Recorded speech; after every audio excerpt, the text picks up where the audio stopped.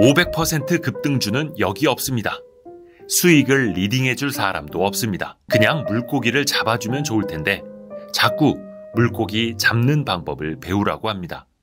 여기는 그런 곳입니다.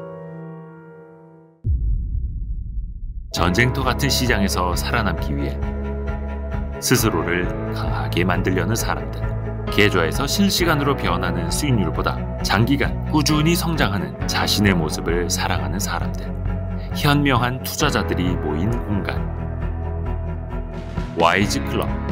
지금 함께하시죠. 고정 댓글에서 확인하세요. 자세히 보면 시퍼런 칼날 위에 우리가 올라서 있는 거죠. 우리가 완벽한 패권을 질 수 있는 절호의 찬스인데 문제는 그 상대가 미국이라는 거죠.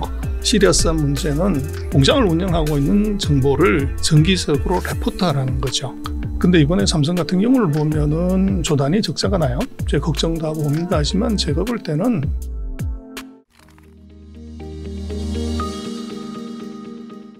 근데 우리 전병서 소장님이 지금 이제 중국경제금융연구소. 그렇죠? 네. 근데 이제 중국 전문가로는 이제 많이 알려져 있는데 사실 반도체 전문가로는 많이 알려져 있지 않으시지 않나요? 워낙 옛날 얘기라서 그런가? 그래서 제가 여의도에 일하면서 17년은 반도체 IT 애널리스트를 했고요. 네.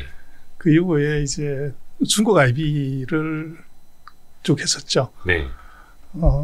그래서 돌던 가락이라고 이제 아무래도 중국을 보면서도 역시나 IB 업무를 하면서도 중국의 그 첨단 산업 그리고 이제 반도체 같은 경우는 최근 한 10년 사이에 중국의 가장 핫한 이슈였고 네.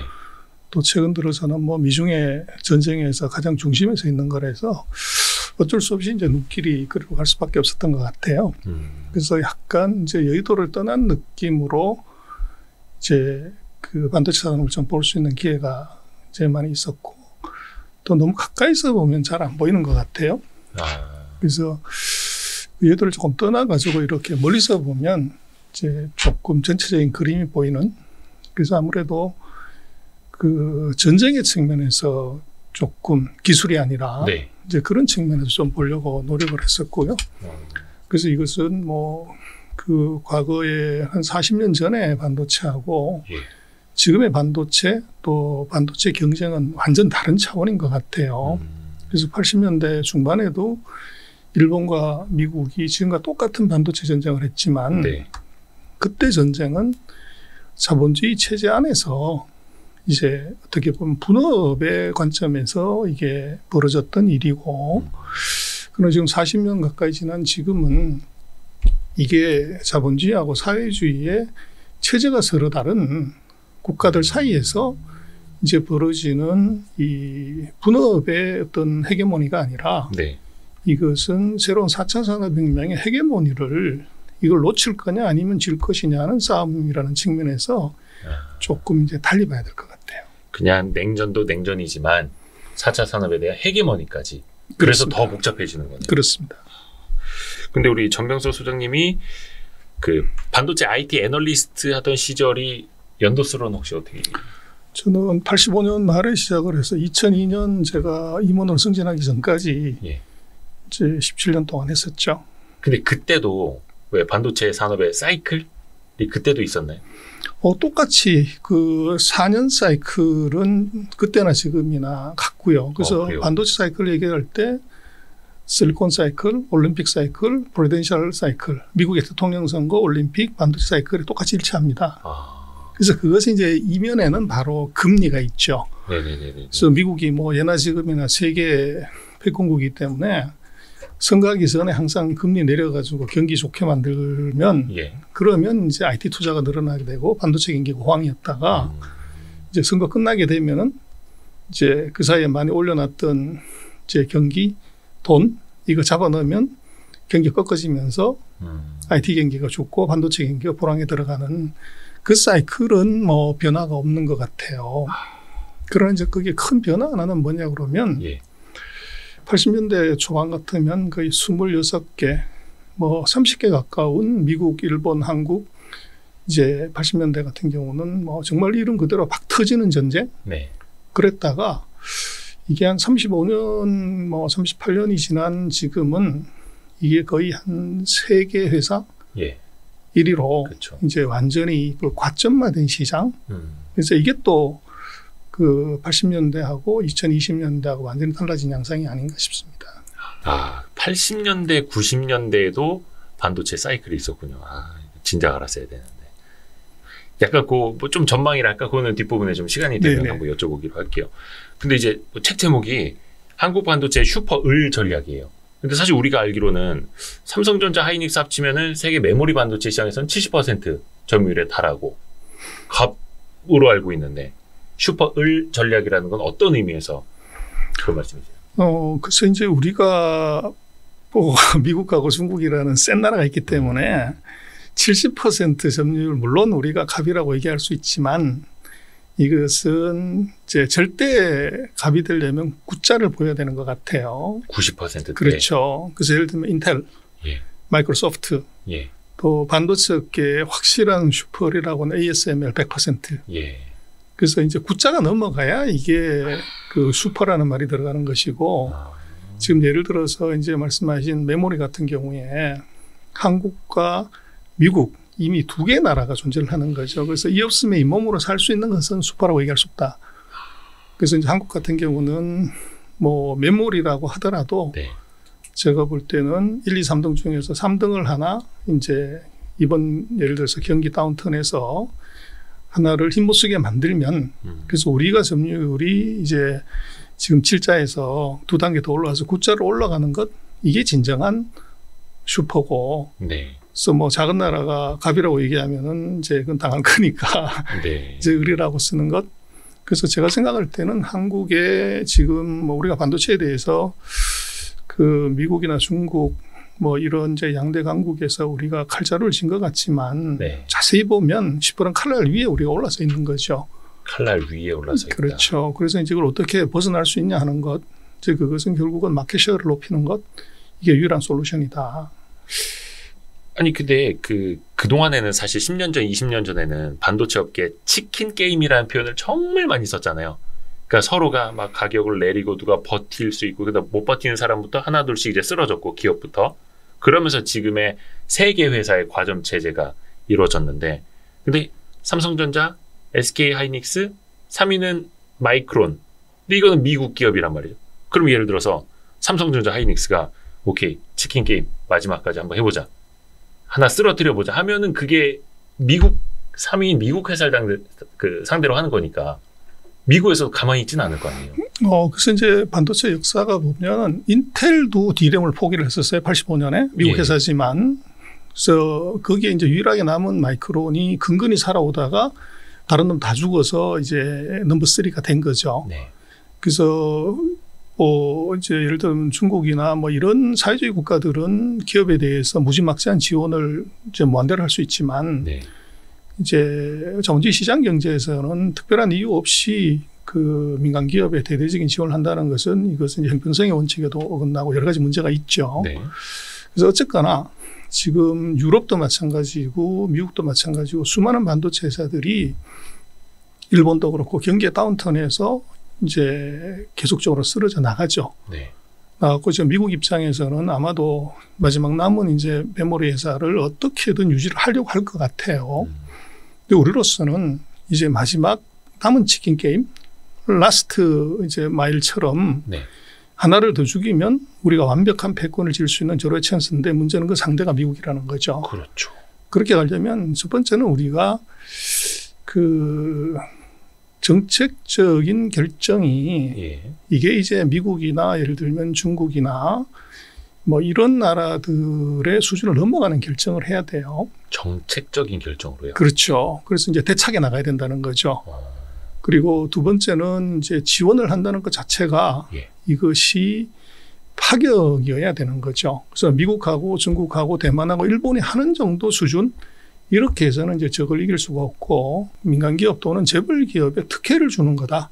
이런 관점에서 접근해서는 될 수가 없는 거고요. 그래서 이것은 이제 어떻게 보면 그 미중의 전략 싸움에서 한국이 당당하게 서기 위한 지원, 이제 어떻게 보면 국민의 결기가 사실은 필요해요.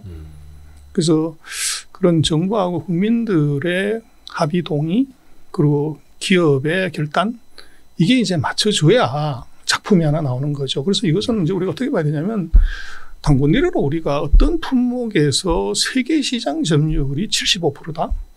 이건 과거에도 없었고 아마 앞으로도 있기 어려운 그런 수치입니다. 근데 이것을 이제 키워서 굿자를 만들 수 있냐 없냐 하는 것은 이건 정말 하늘이 우리한테 준 기회죠.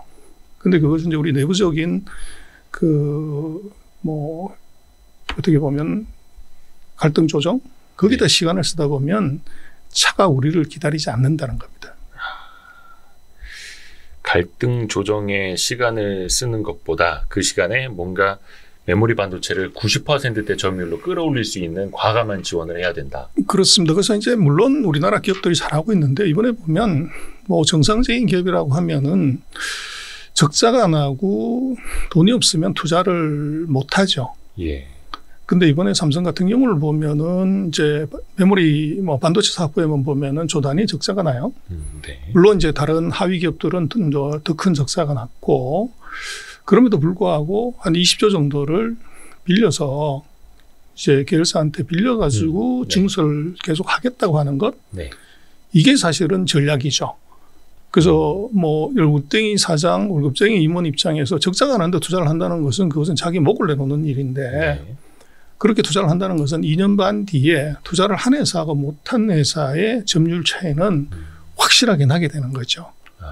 그리고 지금은 이제 우리가 적자가 난다는 것에 대해서 굉장히 많이 이제 걱정도 하고 고민도 하지만 제가 볼 때는 지금 메모리에서 적자는 또 가격이 언제 돌아서냐. 예. 뭐 이제 이런 문제는 이 핸드폰, 노트북을 사가는 회사가 결정하는 것이 아니고 네. 이게 삼성이 결정하는 거죠. 삼성이요? 그렇죠.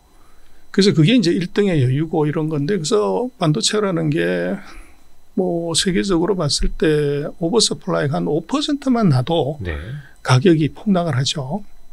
근데 지금 1등하는 삼성이 대략 한 50%의 마켓쉐어를 갖고 있는데 네. 삼성이 흑자로 돌리고 싶다고 하면 삼성이 한 20%나 30% 감산을 해버리면 바로 시장은 마이너스 15% 쇼티지가 나게 되죠. 네네네. 그래서 그렇게 되면 일거에 바로 수급을 전환시킬 수가 있고 수급이 안 맞게 되면 가격은 또 60% 떨어지는 것도 있을 수 있지만 두 배, 세 배 뛰는 것도 바로 순식간입니다.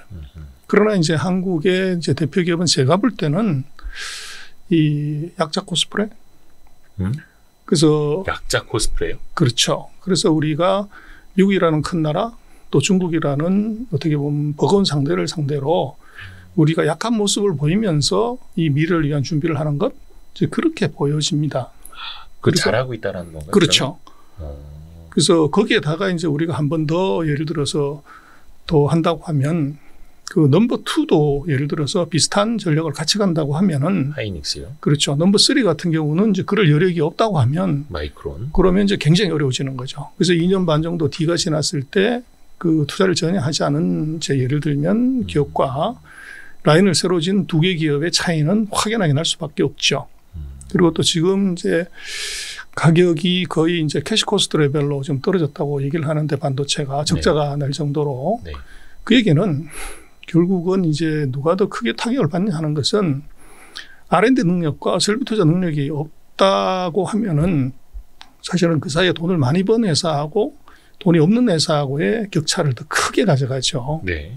그래서 지금의 어떻게 보면은 한국의 1위 기업의 적자 전략은 저것은 제가 볼 때는 굉장히 잘하고 있는 전략적 이 액션이다. 그렇게 보여져요. 그래서 그것은 아까도 말씀을 드렸지만 26개의 박터지게 싸우는 완전 경쟁 시장에서의 예를 들면 불황에서 그 무리한 투자는 자살행위지만 네. 이것이 시장이 완전 이제 과점화된 시장에서 절반 가까운 마켓쉐어를 갖는 기업의 전략은 조금 다른 시각으로 볼 필요가 있다. 삼성의 약자 코스프레는 약간 미국 앞에서 하는 행동들이라고 보면 되겠고, 그렇죠? 어찌됐든 간에 최근에 이제 감산 결정을 삼성도 해가지고 이제 바닥을 만들어가는 과정. 근데 과거에도 한 이제 17년간 반도체 애널리스트를 하셨으니까 그때도 보면은 이제 감산 이후에 확실히 뭔가 바닥은 나오던가요? 약간 이번에도 그럴까라는. 뭐 당연히 그렇죠. 그래서 감산을 하겠다는 얘기만 해도 바로 시장은 움직이는데 예. 제가 볼 때는 삼성 같은 경우는 지금 그 적자가 난다고 하더라도 네. 결국 이제 예를 들면 캐시 코스트, 이제 감가상각비를 커버할 수 있는 정도 수준이면 적자가 나더라도 이것은 유지가 되는 거고 네. 그보다 더 이제 밑으로 내려가면 이제 진짜로 좀 힘들어지죠. 근데 지금 가격대들은 아마 삼성 입장에서는 아마 캐시 코스트 레벨이지만 나머지 이제 후발 두 개 회사들의 경우는 정말로 자기 살을 깎아야 되는 진짜 이제 마지널 코스트 이하로 지금 내려가는 가격인 것 같아요. 네. 그렇게 되면 그것이 한 6개월에서 1년 정도를 더 지속을 한다고 하면 그러면 이제 후발 업체들의 투자 여력을 완전히 이제 없애버리는 그런 결과가 나올 수 있을 것 같아요. 그래서 지금의 그 뭐 이제 1분기 적자다 뭐 이렇게 하는 것은 제가 볼 때는 너무 과도한 우려는 할 필요 없다. 네. 그리고 이것은 1위 기업이라는 이 산업의 특징은 결국은 생산량이 2배가 되면 원가가 33% 떨어지는 러닝커브 이펙트가 전형적으로 작용하는 게 반도체예요. 네. 그래서 지금 캐펙스를 하게 되면 이제 2년 반 뒤에 그만큼의 이제 규모의 경제 메리트이 크게 들어오기 때문에 이제 그것을 노린 전략이다. 뭐 그렇게 볼 수 있을 것 같습니다. 왠지 약간 그랬다 이제 하이닉스가 또 위험해지지 않을까 싶어가지고 우리가 90년대, 2000년대 초반까지 그 모습을 많이 봐왔지 않습니까? 현대전자. 그래서 이제 뭐 우리로서는 3등 죽이려고 그러다가 2등이 먼저 죽는 그런 불상사를 막아야 됩니다.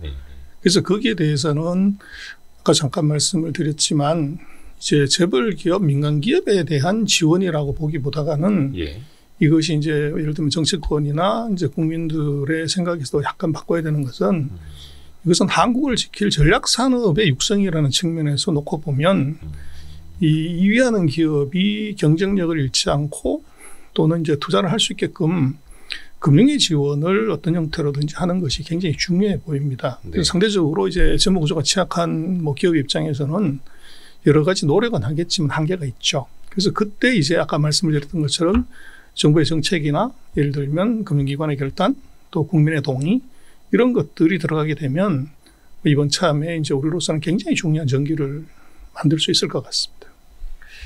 그리고 책에 쓰신 내용 보니까 미국의 반도체 기업 보조금은 함정이다라고 정의를 내리셨어요. 그러니까 그 미국에다 공장을 지어라. 대신에 미국이 보조금을 주겠다라고 한 것까지 이제 많이들 알려져 있는데 이걸 함정이라고 보시는 이유는 어디 있을까요? 그래서 새는 뭐 먹이탐 내다가 잡혀서 죽고요. 네. 고기는 이제 미끼 물다가 죽는데 세계 최고의 나라가 돈까지 줘가면서 이 외국 기업 그것도 아시아의 기업들을 유치해야 될 이유가 있을까? 그게 근본적인 의문이 하나 필요하고요. 네.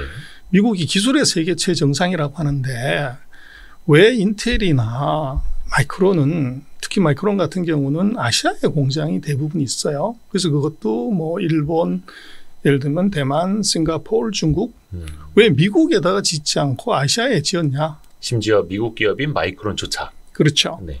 그것은 미국에 지어서는 돈이 안 된다. 원가가. 그렇죠.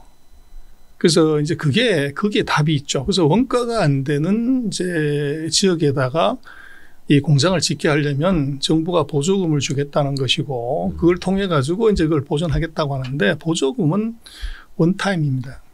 한 번. 그렇죠. 근데 그것을 공장 짓고 난 다음번에 오퍼레이팅에서는 보조금 주냐 그건 아니죠. 네. 그래서 미국이 공장 짓고 나면 첫 번째는 이 이익이 나면 이것은 프로핏 쉐어링을 해야 된다. 정부하고. 그래서 이익을 공유해야 된다. 그렇죠. 정부가. 그 부분이 이제 있고 조금 더 이제 시리어스한 문제는 이 기업이 공장을 운영하고 있는 정보를 다 정기적으로 레포트하라는 거죠. 네.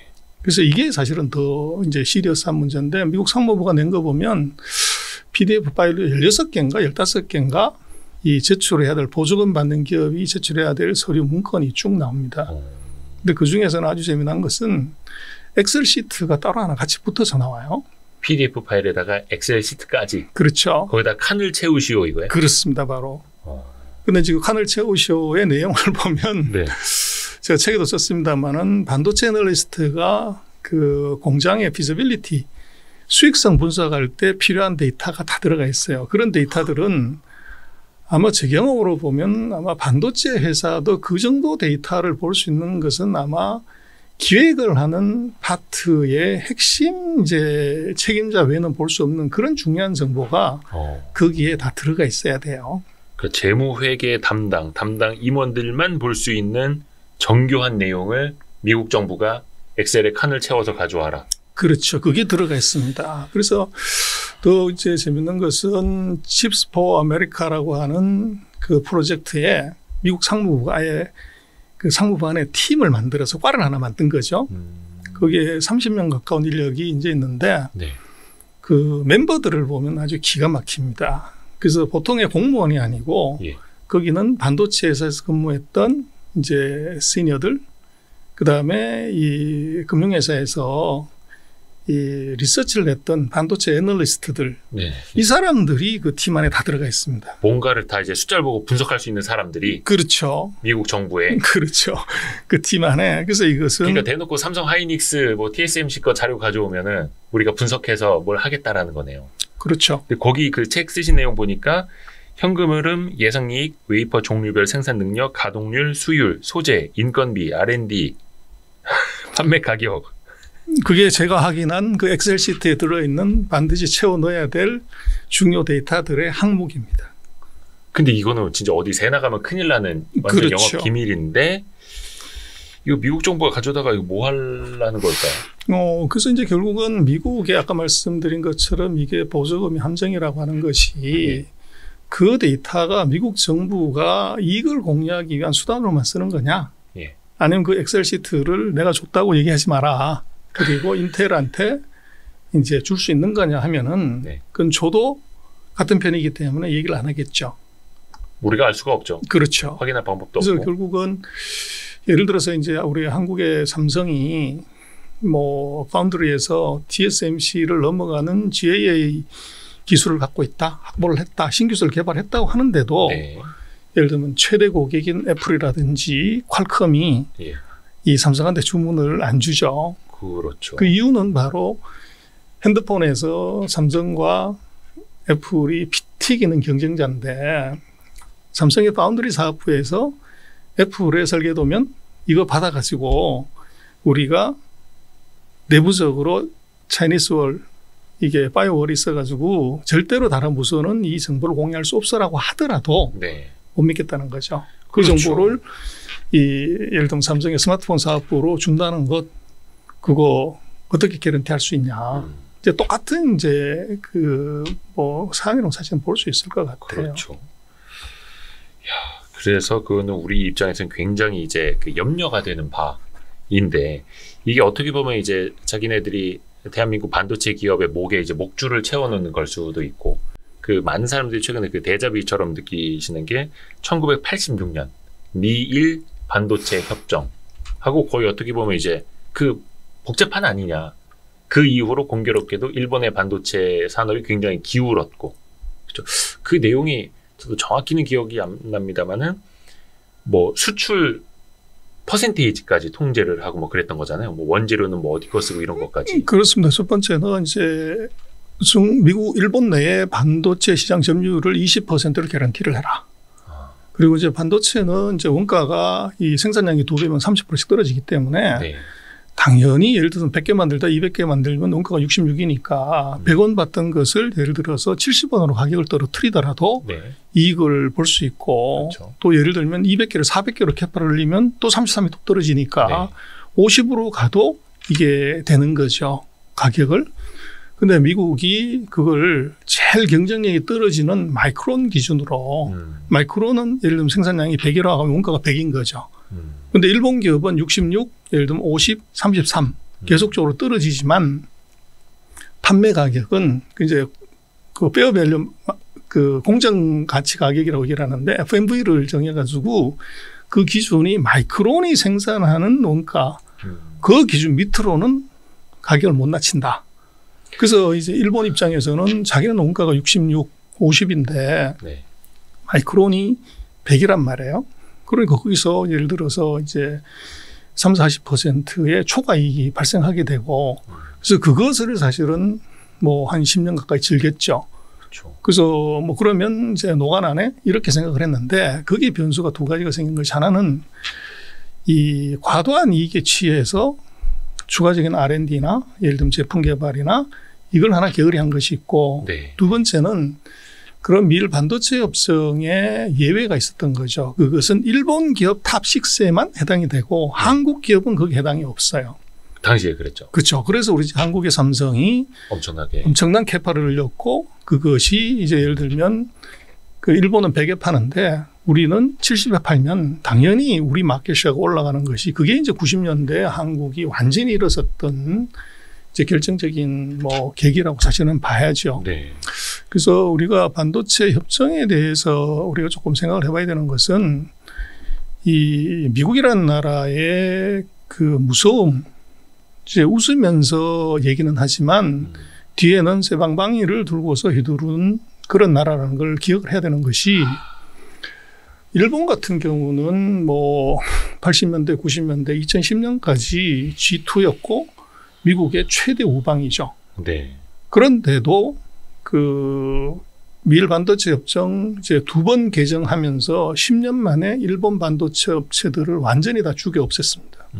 그 시장에서 완전히 사라진 거죠. 그래서 뭐 80년대, 90년대 뭐 저는 소니를 우리 삼성이 이길 수 있다?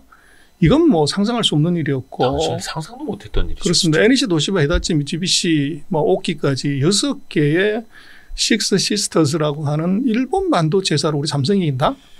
이거는 뭐 상상할 수 없는 일인데 이게 흔적도 없이 사라졌다는 거죠. 그 얘기는 뭐냐면 미국은 이것이 그 국익하고 관련되는 문제라고 하면 가장 최대의 동맹의 기업들도 싹 다 죽여서 흔적도 없이 보낼 수 있는 나라라는 거죠. 그렇게 놓고 보면 지금 우리 한국하고 일본하고의 위상을 놓고 물론 우리가 좀 냉정하게 봐야 되는 거지만 미국의 입장에서 한국이 더 중요하냐 일본이 더 중요하냐를 놓고 보면 경제 규모나 전략적 위치로 보면 일본이 월등히 더 중요했죠. 냉정하게 당시에는. 그렇죠. 그리고 지금도 사실은 마찬가지일 거고요.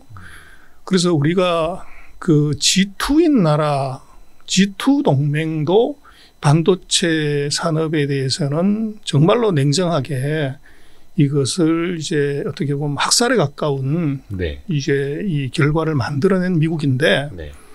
우리는 지금 G10이지 않습니까? 그러니까 그리고 그 80년대 당시 G2는 이제 일본을 그렇죠. 네, 표현하시는 거. 네. 근데 지금 우리로 보면 G2는 뭐 지금은 중국이고 G3가 일본이고 네. 우리는 한 G10, G9 뭐 이 정도지만 그러면 우리 G9, G10 정도 되는 한국에 대해서 미국이 우방이기 때문에 특별한 대우라든지 또 스페셜 케어를 기대할 수 있냐. 그래서 그런 말이 있죠. 그래서 미국을 적으로 둔다는 것, 이거 굉장히 위험한 일이지만 미국의 동맹이 된다는 것은 아주 치명적이다. 이런 말을 키신저가 했던 적이 있죠. 키신저. 그래서 결국은 이제 미국이라는 것의 의미는 뭐냐면 미국은 자기 국익에 이제 모든 것이 맞춰져 있는 것이고 거기에 위해가 되는 요소가 있다고 하면 그건 어떤 이제 나라든 간에 이것은 좌초시킬 수 있다. 이제 그렇게 봐야 될 것 같아요. 그래서 지금 아까 말씀하신 그 반도체 보조금이라는 것이 왜 함정이냐 더지냐, 왜 이게 제2의 반도체 협정하고 똑같은 것이냐는 그런 측면에서 G2 동맹도 이것은 이제 없앨 수 있는 나라가 미국인데 G10 동맹 정도는 미국의 입장에서는 과거의 이 사례를 놓고 보면 이것은 충분히 이제 그 결과를 예상할 수 있는 그런 정책이라고 볼 수가 있습니다. 우리 입장에서는 그냥 그 국빈 대우 해준다고 안심해서도 안 되는 거고 표현을 빌리자면 이제 국빈 대우 해주고 뒤에는 이제 쇠 방망이를 들고 있는 게 미국이다. 무섭습니다. 그러면 방법적으로 삼성전자는 일단은 그 뭐 170억 달러인가요? 투자하기로 했고 그럼 여기서 달라는 정보 공유, 이익 공유 어떻게 순순히 할 수밖에 없지 않겠습니까? 뭔가 거부할 수 있는 뭐가 있습니까? 그래서 이제 뭐 보조금 안 받으면 되죠. 그래서 이제 삼성 같은 경우는 뭐 보조금 받아봤자 5%에서 170억 불에 뭐 15% 정도를 받는 거기 때문에 그 금액이 그렇게 큰 건 아니에요. 근데 만약에 예를 들어서 삼성이 보조금 안 받겠습니다 하면 안 받을 수가 있는 거예요? 그렇죠. 아, 그래요?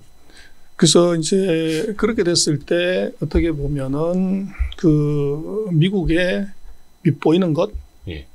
이제 이것이 이제 우리로서는 두려운 문제가 생기죠. 그러니까 보조금을 안 받는다고 하면은 미국에 밑보일 수 있으니. 그렇죠. 그래서 미국의 정책에 동참하지 않는다는 걸로 몰고 갈 확률이 굉장히 높기 때문에 그게 우리로서는 이제 굉장한 리스크고, 반대로 이제 기업 입장에서는 그 반도체 보조금의 세부 시행 규칙을 쭉 읽어보면 그것은 안 받는 게 맞고 안 가는 게 맞죠.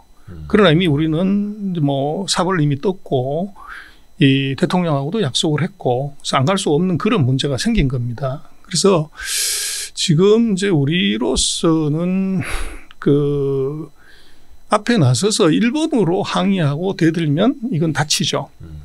그런데 우리보다 더 심각한 나라가 있어요. 어디? 우리는 170억 불 투자하는데 대만의 TSMC는 400억 불을 투자를 합니다. 2배 이상이죠. 그리고 뭐 우리가 애국심으로 얘기하면 우리 삼성이 TSMC보다 높은 기술을, 센 기술을 갖고 있다고 하지만 객관적으로 놓고 보면 아까 말씀을 드렸듯이 클라이언트가 평가하는 기술 수준 또는 이제 능력을 보면 그건 뭐 TSMC가 절대적으로 1위고 우리가 2등 한단 말이에요. 저 파운드리만 놓고 보면. 그렇죠. 네. 그래서 TSMC 입장에서 사실은 미국은 제가 볼 때는 그 반도체 기술은 세계 최고지만 반도체 생산 캐파를 보면 한 12%, 11%밖에 되질 않아요. 네. 그리고 특히나 이제 7나노 이하 이 첨단 공정 같은 경우는 뭐 미국이 거의 빵이다시피 하기 때문에, 그래서 TSMC에 가장 크게 많이 의존을 하는 상태이기 때문에 결국은 반도체 기술 생산의 내재화는 세계에서 1등하는 놈을 잡아다가 놓으면 되는 것이지, 그럼 2등, 3등, 4등은 필요 없다는 거죠. 네. 근데 문제는 한국은 제가 볼 때 마라톤에서 페이스메이커에 걸린 거 아닌가. 그래서 1등 하는 놈을 계속적으로 잘 끌고 가기 위해서 1등 하는 놈이 중간에 도망갈 수 있으니까 TSMC 데려와야 되니까 삼성도 그렇죠. 이리 와 이거예요? 그렇죠. 그래서 만약에 TSMC가 반항하면 2등 하는 얘를 우리가 밀어줄 거야? 이렇게 할 수가 있는 아주 우리가 고약한 덫에 사실은 걸린 거고. 고약한 덫. 그래서 이제 TSMC 입장에서는 우리하고 똑같은 고민을 하는데 그 첨단 기술의 유출은 우리보다는 TSMC가 훨씬 더 심각하죠. 그래서 우리로서는 아까 말씀드린 것처럼 미국에 우리가 직접적으로 빨리 대들기보다는 우리보다도 더 시급한 것이 TSMC이기 때문에 TSMC하고 보조를 맞추거나 TSMC가 먼저 악유하고 나면 거기에 우리도 따라서 가는 전략, 이게 중요할 것 같아요. 그래서 뭐 세계 최고의 기술을 가진 회사 입장에서 기술의 어떻게 보면 도난 또는 이제 약탈의 문제는 우리보다 훨씬 더 심각하죠. 그래서 그 TSMC의 회장인 장충모 회장의 모래시장의 얘기가 보면 그런 얘기를 해요. 미국에서 건설 코스트는 대만에 뭐 이 2배에서 4배만큼 더 든다. 건설 비용이 2배에서 그렇죠. 4배. 코스트는 생산을 한다고 하면 50% 이상 더 든다. 그래서 그거 가야 되냐? 이게 첫 번째는 굉장히 이제 부정적으로 그 회장이 얘기를 했다가 이제 펠로시 왔다 가고 이제 미국에서 뭐 이런저런 얘기하고 나서 그 400억 불짜리 공장 짓는 착공식에 가서는 이제 말을 바꿉니다. 바꿔서 열심히 하겠습니다. 40년 전에 내가 TI에서 근무할 때 미국에 공장 짓는 것이 내 꿈이었다. 이렇게 이제 얘기를 했는데. 텍사스 인스트루먼트에서. 그렇죠. 근데 이제 문제는 그 다시 돌아가 가지고 그 대만에서 어떤 잡지사가 이제 토론을 했어요. 21세기 반도체 포럼. 거기서 이제 최근에 이제 한국에도 번역이 된 반도체 전쟁 그 치보를 쓴 이제 저자하고 이제 대담을 하는 프로가 있었는데 거기서 이제 장충모 같은 경우가 여러 가지 얘기를 해요. 하는데 이 속내는 미국 가가지고 BEP 맞추기 어렵다. 그래서 그걸 이제 얘기를 했고 또 그것이 그러면 사실은 미국하고의 그런 관계라고 하면 대만은 우리보다 훨씬 더 심각한 것이 이 반도체 공장이 없다고 하면 미국이 대만을 그렇게 열심히 뭐 이게 지키고 보호해야 될 이유가 별로 없죠. 그러면 이것은 이 대만 정부가 나서서 사실은 미국하고 그 세게 얘기를 해야 되는데 차잉원 총통은 입도 뻥끗 안 하고 조용하게 있죠. 그래서 그 얘기의 전부를 다 이제 TSMC 회장 모리스 창의 입을 통해 가지고 이 불만이 있다 또는 이제 이거 어렵다 이 얘기를 이 TSMC의 입을 통해서 합니다. 그래서 그게 결국은 이제 정치력이 약하니까 이제 기업의 힘을 이제 빌리는 건데 그래서 그런 걸 놓고 보면 이제 우리는 약간 상황이 다르죠. 근데 이제 혹자는 어떤 분들은 그런 말씀을 하세요. 야, 파운드리 부분에서 우리가 빨리 TSMC를 따라잡아야 되는데 미국에 투자하는 규모 보니까 TSMC가 400억 달러, 삼성은 170억 달러밖에 안 돼? 우리가 그러면은 더 많이 투자해야지. 왜냐면 TSMC가 미국에다 공장 지어가지고 미국 기업들 마켓시어 더 많이 빨아간대잖아. 그리고 삼성이 더 투자를 해야지라고 말씀하시는 분들 계시는데 그거는 아니라는 거죠. 그러면 안 된다라는. 제가 책에도 그걸 썼는데요. 왜 TSMC는 그런 기술 유출의 위험에도 불구하고 미국을 가고 삼성은 그를 동일히 상대적으로 적냐고 하면 이 TSMC의 최대 고객이 애플, 그다음에 퀄컴, AMD 그렇죠. 이런 회사들이 이제 거의 70% 이상의 쉐어를 갖고 있어요. 네. 근데 이게 다 100% 미국 기업입니다. 네. 그래서 TSMC 입장에서는 대만의 공장이 있으나 미국의 공장이 있으나 이거 똑같다는 거죠. 결국은 만들어서 비행기로 보내나 현지에서 만들어 갖고 바로 공급하나. 그런데 문제는 현지에서 바로 만들어서 공급한다고 하면 클라이언트가 이것은 이제 대만족인 거죠.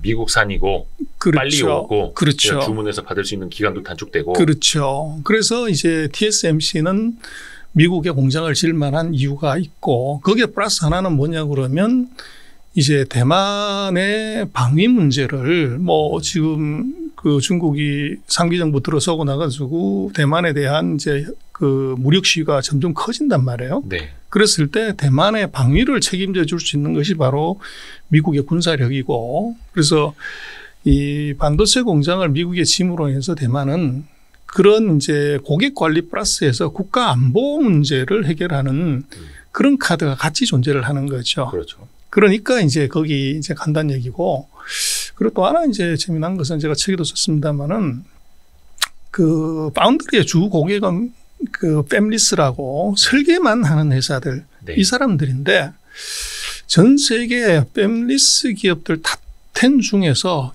1등하고 9등을 뺀 8명의 이 8개 기업의 CEO가 전부 이게 대만 혹은 중국 본토 출신입니다.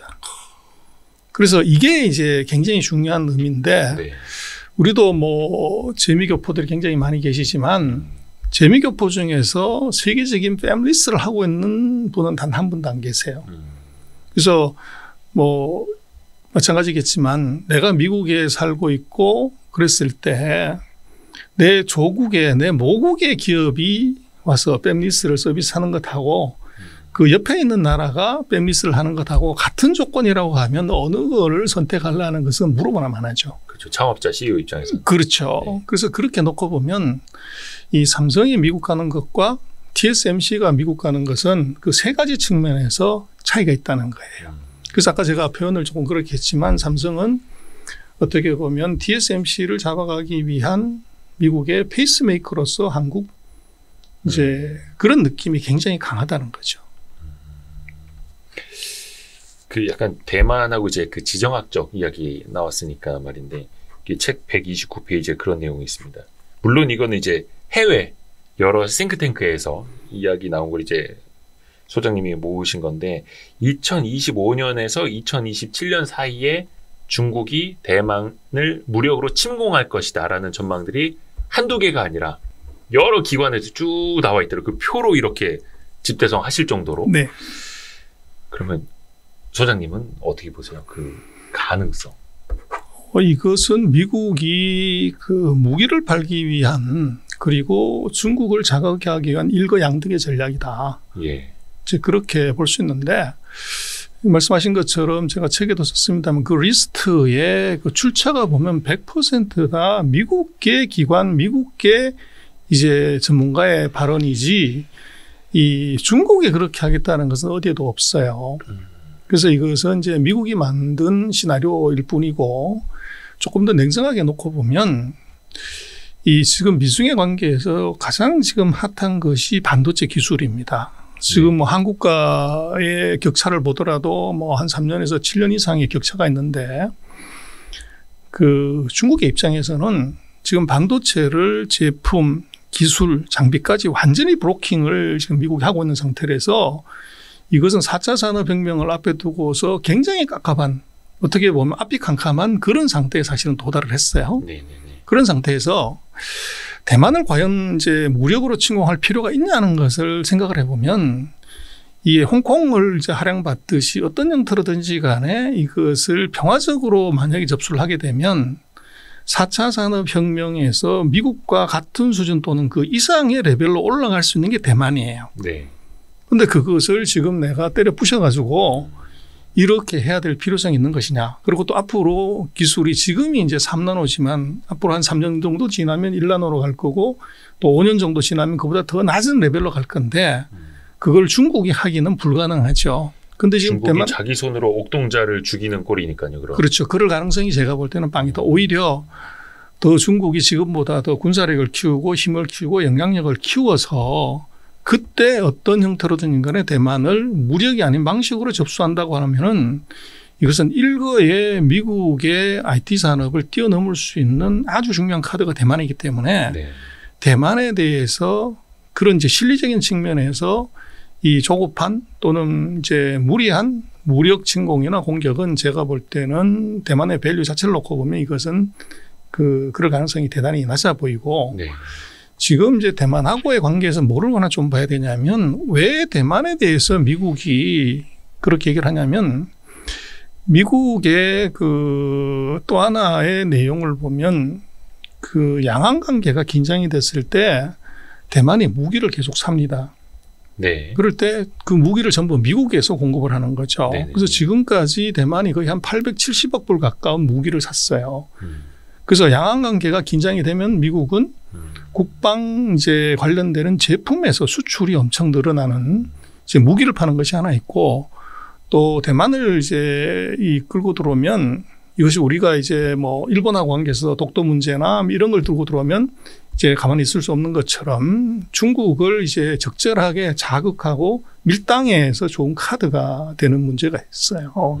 그래서 이제 대만 문제가 등장은 하고는 있지만 이제 대만을 무력으로 침공한다고 하는 것은 그것은 미국과의 전면전을 반드시 해야 됩니다. 이유는 뭐냐면 79년에 이 대만이 미국이 중국과 수교를 하면서 이제 미국이 뭐 원차이나 팔레시 하나 된 중국 그래서 중국 대륙의 유일한 이제 정부는 이제 사회주의 중국이다 그렇게 인정을 해줬어요. 네. 그러면서 대만하고 이제 단교를 하는 그런 것을 거치는데 그때 미국이 네. 무슨 묘한 거를 하나 했냐면 대만 관계법이라는 국내법을 하나 만들었어요. 네. 그래서 이것은 뭐 이 미국 법이기 때문에 그건 자기네가 망치 두드려서 그냥 통과시킨 거죠. 그런데 네. 아무도 그걸 신경을 안 썼는데 그게 결국은 미국의 놀라운 예측력, 예지력이고 미국의 무서움인데 그 대만 관계법이 보면 뭐가 돼 있냐면 표현이 굉장히 완곡해요. 대만이 이 현재 상태를 변경시킬 수 있는 본토로부터 무력 침공을 받았을 때 그것을 원상으로 회복하는데 이제 미국이 나선다 하는 조항이 있어요. 그래서 이거를 그냥 읽어보면은 굉장히 모호한 것처럼 보이지만 적극적으로 해석을 하면 자동 개입 조항이에요. 전쟁에 자동으로 개입한다. 그렇죠. 예. 그래서 원상으로 회복한다는 건 현재처럼 이렇게 양안 관계가 독립적으로 존재하지 않고 공격을 받아서 흡수될 때는 미국이 자동으로 들어간다는 조항이 들어가 있어요. 그래서 그 조항을 알고 있는 중국의 입장에서는 미국과 전면전을 할 수가 있냐. 그래서 지금 경제적으로 보면 뭐 중국이 미국의 뭐 70% 이렇게 얘기를 하지만 73% 얘기를 하지만 군사력 측면에서 놓고 보면 한 30에서 한 50% 수준에 붙었다 그러면 이건 백전백패죠. 아직까지는 이제 중국이 미국에게 싸움이 안 된다. 그렇죠. 게임이 안 된다. 그렇죠. 그래서 그렇게 놓고 보면 중국은 손자병법의 나라란 말이에요. 그래서 이기는 싸움은 하라는 게 손자의 가르침인데 그렇죠. 해갖고 이게 자기가 50%의 능력을 받게 되지 않는데 이거 싸움을 걸 거냐. 제가 볼 때는 그런 측면에서 놓고 보면 아까 말씀드린 그런 서너 가지 이유에서 미국이 여러 가지 시나리오를 내는 건 뭐 있지만 실제적으로 중국이 대만을 아마 미국이 얘기하는 시나리오대로 공격할 가능성은 저는 거의 없다고 봅니다. 그래서 그 대만 관련해서 현상 변경이라는 이 네 글자가 정치 외교적으로는 굉장히 민감한 그렇습니다. 문구예요. 현상 변경이라는 게 중국이 대만을 침공하는 거고, 근데 현상 회복은 미국이 다시 개입을 해서 그걸 돌려놓는 거고. 그게 법적으로 이게 법안이 통과되어 있는 거죠. 자동화. 그렇죠. 그러니까 이게 참 무슨 현상 변경, 현상 회복 이 말이 이렇게 무섭게 느껴지거든요. 그래서 그때는 뭐 79년에 누가 그런 걸 신경이나 써 하는데 그게 아무도 신경 안 쓰기 때문에 쉽게 방망이를 두드려 통과를 시켜 놓은 거죠. 아니 근데 이게 따지고 놓고 보면 아까 그 1986년 미일 반도체 협정, 네네. 그리고 이번에 그 대만의 어떤 지정학적인 걸 미국이 이용하는 것, 또 한국 반도체 기업들 자꾸 이제 데려가서 보조금 주고 뭔가 이제 장부를 얻어내려고 하는 거. 보면 이게 다 치포 동맹 나라 아닙니까? 그렇습니다. 한국, 미국, 일본, 대만. 근데 말이 좋아서 치포 동맹이지. 이거 어떻게 보면은 미국의 안보, 우산을 대가로 해서 계속 뭔가 목줄 잡혀 있고 이용만 당하는 건 아닌지 약간 좀 비판적으로 보자면 이런 생각이 들 수도 있거든요. 그래서 이제 그 치포 동맹 같은 제가 책에도 차트를 넣어놨는데요. 그 미국의 장비, 미국의 기술, 일본의 소재, 일본의 장비, 한국과 대만의 이제 생산. 이걸 다 합치면 거의 전 세계 반도체 91% 가까이를 커버가 돼요. 그래서 이걸 막아버리면 중국은 한 방에 가죠. 그래서 이 치포 동맹의 무서움 또 위대함은 바로 거기에 있는데 문제는 이제 그 서로 싸우는 적들끼리 같은 팀을 만들어 놨을 때 이게 팀이 되겠냐는 거죠. 그래서 뭐 치포는 얼라이언스 동맹이 아니고 이게 페포라고 얘기를 해줘라. 뭐 그런 식의 무슨 팹. 반도체 팹하는. 네네네. 그래서 팹. 그렇게 얘기를 해줘라. 근데 제가 볼 때는 그걸 뭐라고 얘기하든 그건 이제 말장난일 뿐이고. 네. 이게 결국은 이제 안을 들여다보면 대만과 한국은 파운드리에서 서로가 서로를 이제 이겨야 되고 죽여야 되는 경쟁 관계예요. 네. 그리고 일본하고 한국은 소재 갖고서 우리가 지금 서로가 이제 어르렁거리는 이 관계고. 네. 미국하고 일본은 반도체 장비에서 서로 경쟁자입니다. 라이벌이에요. 네. 그리고 메모리에서는 미국의 예를 들면 마이크론하고 한국의 이제 메모리 회사하고 서로 이제 박터지게 싸우는 경쟁 관계죠. 그래서 치포 동맹의 이 내놈들을 보면 서로가 서로를 죽여야만이 사는 그런 관계인데 이걸 모아놨다고 그래가지고 이게 정말 동맹이 될 거냐. 이제 그 안을 들여다보면 치포 동맹의 본질이라는 것이 구멍이 숭숭 뚫려 있는 이제 그런 관계라고 볼 수가 있죠. 어떻게 보면 그 오징어 게임의 그 구슬치기 커플 그렇습니다. 같은 거네요. 그렇습니다. 치포 동맹이라서 그냥 다 안심하고 있을 수는 없거든요. 서로가 의자 뺏기 게임처럼 그렇습니다. 같이 해야 되는 거. 들을수록 무섭지? 이거 책이 혹시 뭐 공포 특급 이런 거 아닙니까? 또 하나가 좀 우리한테는 기회인 줄 알았는데 알고 보니 아닌 게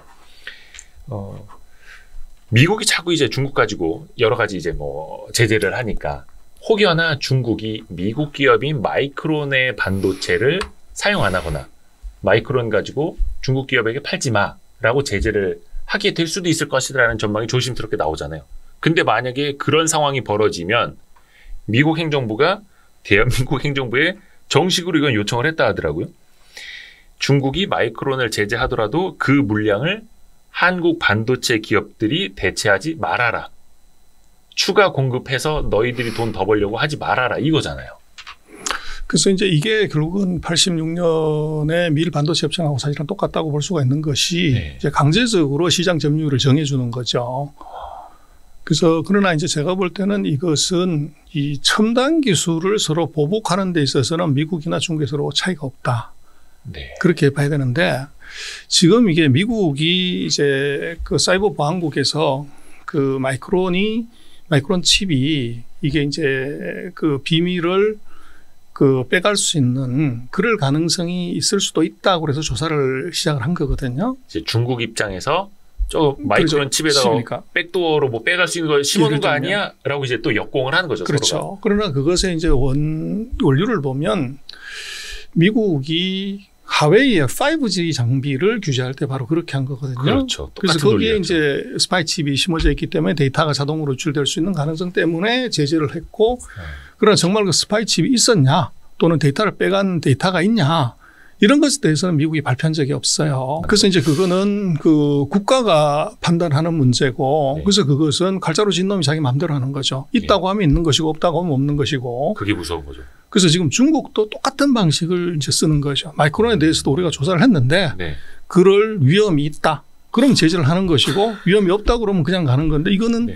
제가 볼 때는 중국이 미국한테 그대로 배운 거죠. 아하. 근데 거기에 이제 그 마이크론의 중국 시장 점유율을 그거를 그럼 누군가가 먹어가는데 그건 결국은 한국의 두 개 회사가 제품을 공급할 수밖에 없는 구조이기 때문에 네. 그거 하지 말라는 거죠. 그러나 제가 볼 때는 그거는 우리로서는 꽃놀이패다. 꽃놀이패요? 그렇죠. 그래서 아니, 우리는 추가 공급하지 말라는데요. 그래서 이제 그거는 이제 금액으로 보면 마이크론이 한 36억 불, 마이크론 네. 매출액이 한 뭐 12, 3%, 15% 간대요. 그 정도 금액이 크지 않습니다. 대중국. 그렇죠. 중국 매출이. 그리고 지금 우리로 놓고 보면은 마이크론이 만약에 그 물건을 공급하지 못했을 때 우리가 공급을 안 한다.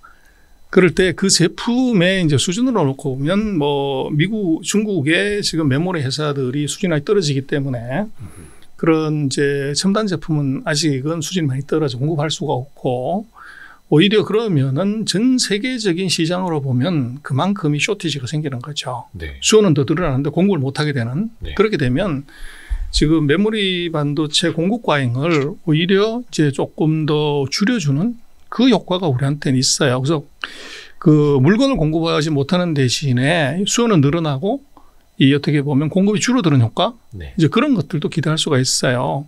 그럼 오히려 이제 가격이 그 중국 내에서 올라갈 수 있는 가능성 그게 있는데 우리는 이제 메모리 제품은 하이닉스도 그렇고 삼성도 그렇고 중국 본토에서 만들기 때문에 그 중국 내에서 가격의 상승은 뭐 한국 기업 두 개가 고스란히 수혜를 받을 수가 있죠. 양적으로는 더 많이 늘진 못하더라도 단가. 그렇죠. 그렇죠. 그럼 똑같은 거죠. 매출액은. 단가 측면에서는 좋아질 수 있는. 그래서 우리로서는 뭐 그렇게 그 분야에 대해서는 제가 볼 때는 그렇게 민감하게 보거나 또는 우리가 치명적이다 이렇게 볼 수 없는데 문제는 이 미국의 가이드라인이 어떻게 보면은 이제 38년 전하고 똑같은 그 가이드라인이 또 나왔다는 거. 이제 이게 우리로서는 조금 걱정이 되는 부분입니다. 아니 진짜 이러다가 나중에 86년에 뭐 일본한테 한 전력이 있으니까 그냥 삼성전자 하이닉스 중국 이제 반도체 수출 물량 매년 10%씩 줄이세요. 이럴 수도 있는 거잖아요. 대놓고 그렇죠. 말하면. 그렇죠. 그게 불가능한 건 아니라는 거죠. 그렇죠. 물론 그거는 뭐 우리가 그냥 시나리오로 생각을 해보는 거고. 그래서 이제 말씀하신 그게 굉장히 우리가 그 걱정이 되는 부분이고 뭐 함부로 얘기할 수는 없지만 그래서 이걸 어떻게 해결할래 하는 문제가 네. 결국은 한국의 마켓셔가 이게 구자를 보이게 되면 그 리스크에서 우리가 벗어날 수 있어요. 90%를 넘겨버리면 그냥 미국도 어찌할 수 없는. 그렇죠. 10% 줄여버리면 바로 세계 시장 자체가 쇼티지가 그만큼 나버리네. 쇼티지의 가능성이 있기 때문에 함부로 그렇게 할 수가 없고 두 번째로는 지금 뭐 미국에서 시가총액 1등하는 기업이 뭐 애플인데 네.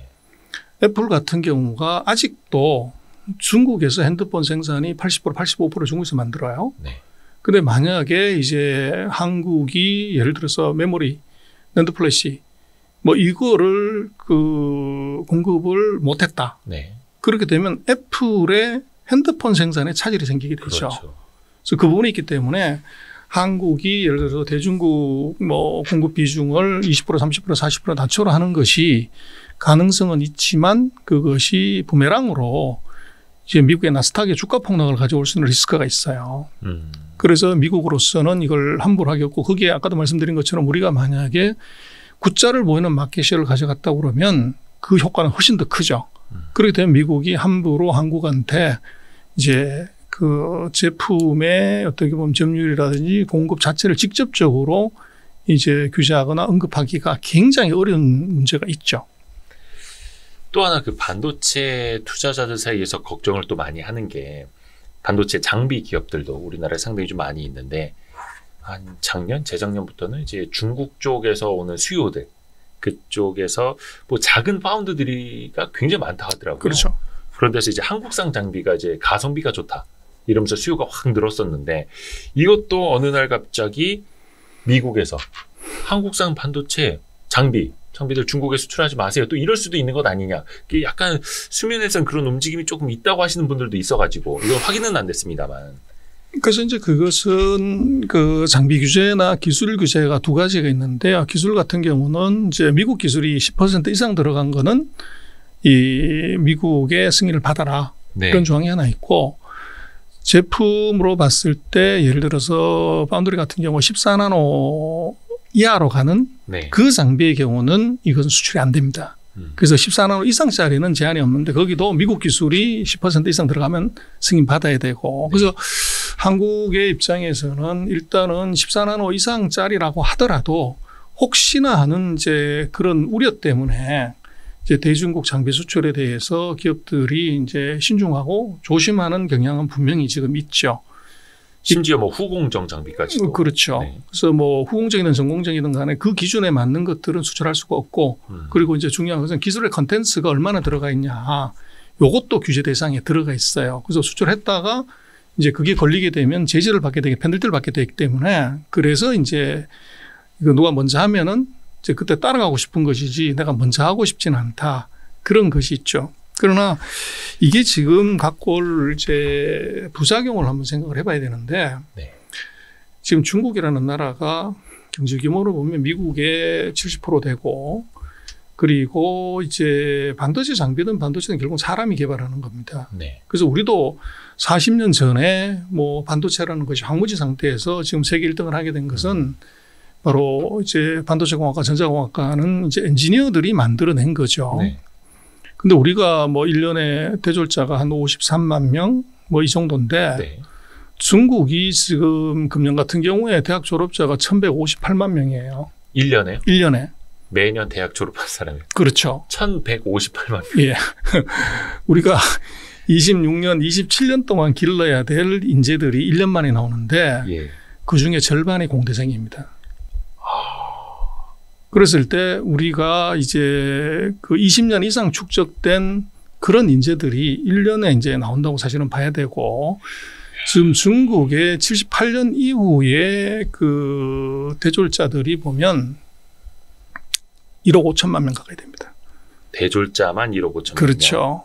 그래서 중국은 이제 문화대혁명 때문에 66년부터 이제 76년, 우리 지금 77년까지 그 대학을 사실은 실질적으로 문을 닫았기 때문에 우리처럼 이제 가오카오 그 대학 입시를 정식으로 본 게 이제 78년이라고 보면 되죠.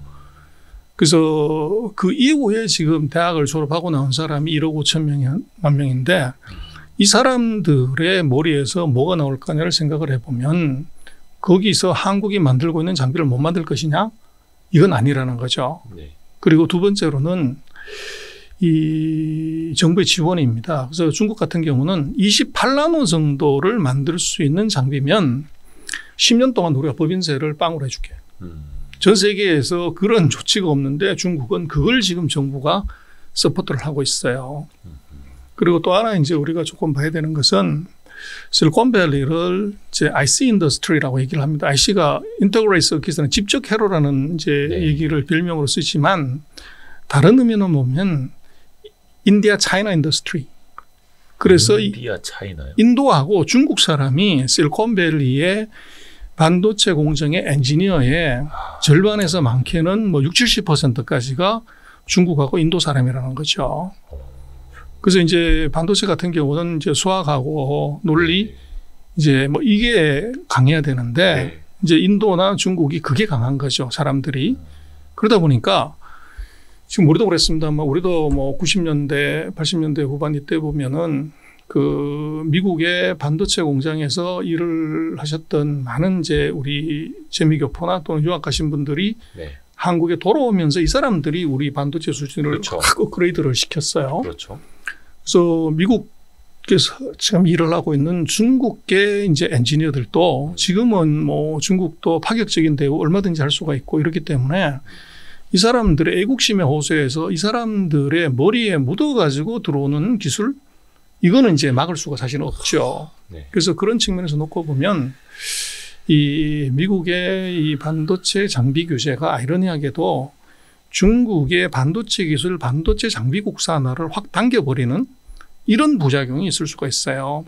그런데 그것이 당긴다고 하는 것이 미국이나 일본의 최정상의 기술보다는 우리처럼 이제 미국, 일본보다는 한 단계 떨어지는 이제 2류 정도의 기술이 이게 빠른 시간에 캐치업될 수 있는 가능성이 있다는 거죠. 그래서 이것이 미국의 장비 규제의 그 유탄이 이것이 한국으로 떨어질 수 있는 가능성, 이게 우리한테 사실은 있죠. 또 인구 수도 많고 대졸자도 뭐 억 단위이기는 한데 또 그만큼의 돈을 가지고 연봉 엄청 높여져서 또 이제 본토로 끌어오기도 하고. 사실 이게 남 얘기가 아닌 게 저도 아는 사람 중에 하나가 삼성전자 쪽에서 반도체 뭐 하다가 중국 기업에 연봉 얼마야? 5배인가 6배인가? 받고 갔다 하더라고요. 그러니까 거기서 5, 6년만 일하면 삼성전자에서 30년 일하는 것만큼 벌고 오니까. 근데 이게 참 현실이라는 거예요. 그래서 이제 그게 제가 책에도 썼습니다만은 이제 중국이 기술을 사실은 그 사이에 놓고 보면 베낄 수 있으면 베끼고 훔칠 수 있으면 훔치고 살 수 있으면 사고 모든 방식을 다 동원해서 이제 기술 축적을 한 건데 그게 중요한 이제 계기가 바로 천인계획이라고 천 사람을 모은다. 근데 그 천 사람의 레벨은 어떤 거냐면 이제 노벨상을 탈 정도 수준의 사람이면 파격적인 대우를 해서 이제 중국에 모셔와 가지고 이제 그 기술을 전수받자. 그 프로젝트가 진행이 되면서 중국의 거의 모든 산업에서 그 전 세계적인 학자 전문가들이 그 프로그램으로 이제 올라왔죠. 근데 미국이 이제 그걸 알아채고서 이제 천인계에 관련되는 것들을 완전히 미국에서는 봉쇄를 했고 심지어는 이제 미국의 유명 대학에서 중국인 그 학생들 받지 마라. 대학원생들 뭐 이까지 이제 조처가 되면서 완전히 이제 올 스톱이 된 거죠. 교육부터 막아야 된다. 그렇죠. 근데 그게 완전히 봉쇄되고 나서 뭐 우리 같으면 삼성전자 같은 회사라고 할 수 있는 하웨이가 그 런정페이 회장이 아주 희한한 이제 아이디어를 하나 냈어요. 네. 그게 뭐냐면 천재소년 계획이라고 이렇게 프로젝트를 잡았는데. 천재소년 계획. 그렇습니다. 그래서 이 대학원에서 박사를 받은 신입사원 박사생 이 사람들한테 파격적인 급여를 제공하는 거예요. 그래서 이제 그거를 한 200~300명씩 매년 뽑겠다. 그래서 1차적으로는 중국, 2차적으로는 전 세계를 대상으로. 그래서 그 2019년부터 그걸 진행을 했는데 그 연봉이 대략 한 200만 위안, 우리로 쳤을 때 한 3억 한 8천만 원 정도. 박사학위 끝내면 바로 신입사원이 3억 8천만 원을 주는. 그렇죠.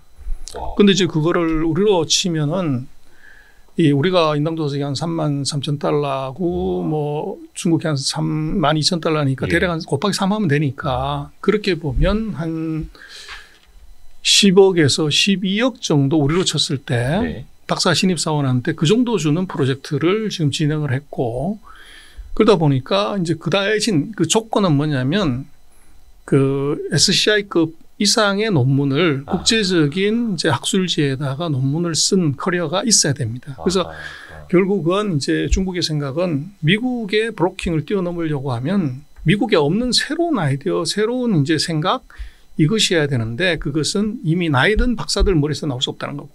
그래서 프레시한 박사들을 이 사람들을 통해서 혁신을 일으키고자 하는 것이 하웨이의 이제 방식인데 최근에 아주 재미난 것은 거기에 그 러시아 이 여성 학자가 2명인가가 합격을 했어요. 그래요? 그래서 이 사람은 이제 코딩 하는 데 있어서 거의 세계적인 수준의 그 레벨을 가진 사람인데 드디어 이제 러시아의 그 박사 신입생 이런 사람들까지도 이제 유출을 하는. 그래서 결국은 이게 미국의 그런 기술 브로킹을 이제 그 인조로 넘는다. 그래서 우리도 지금 뭐 걱정이 반도체에서 그 뭐 우리 반도체 계약학과라는 게 있습니다. 대학에서 계약학과.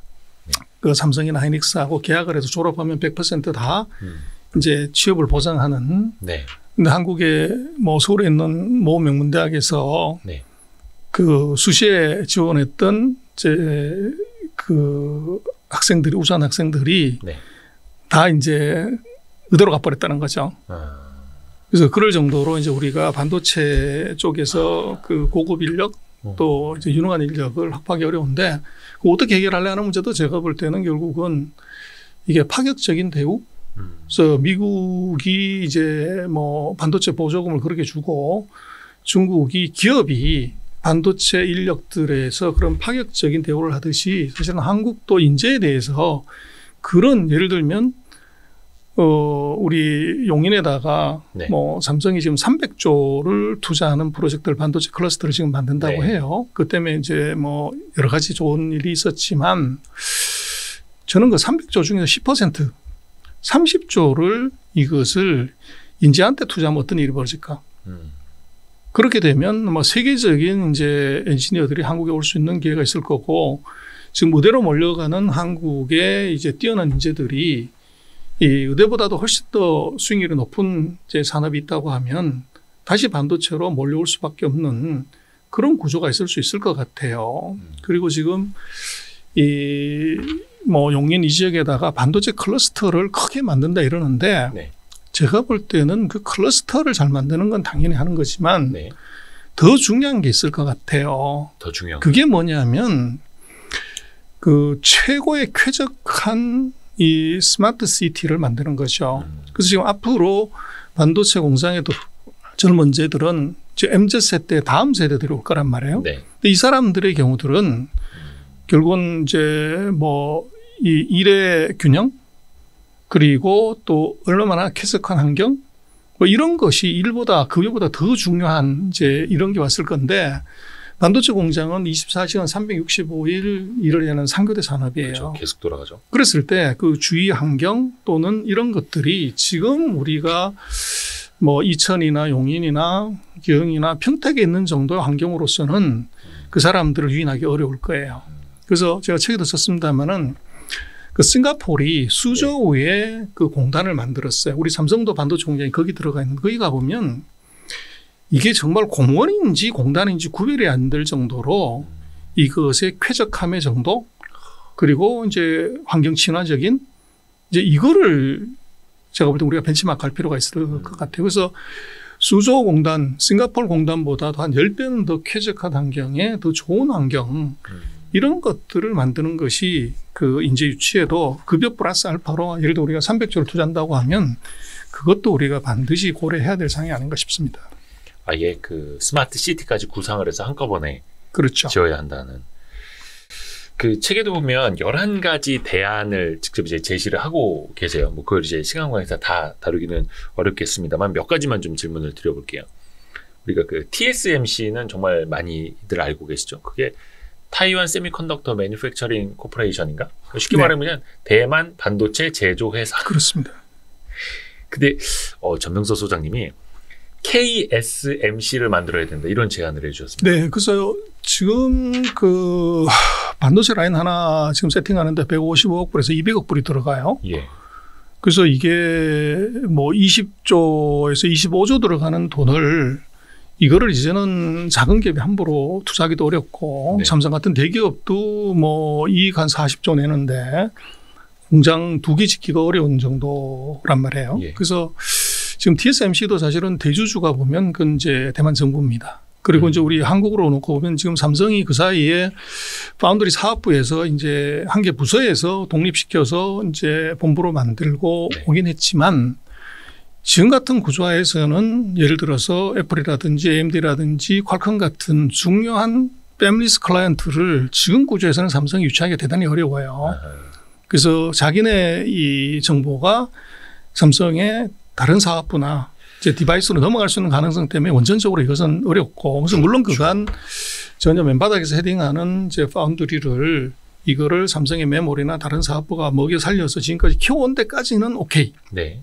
세계 2등을 만든 건 좋은데 문제는 이거 1등을 뛰어넘으려면 지금 같은 모델로 안 된다. 첫 번째 대규모 투자가 있어야 되고 그다음에 클라이언트가 있어야 되는데 클라이언트가 절대 안 온다는 거죠. 그래서 그걸 뛰어넘는 방법은 결국은 삼성의 디바이스나 또는 그런 사업부와 이것이 별개라고 하는 차이니스 월을 확실하게 만들어줘야 이게 가능한데 그것은 분리밖에 없다. 그 말씀은 이제 기업 분할. 그렇죠. 뭐 대표적으로 인적 분할 그렇죠. 말씀하시는. 네.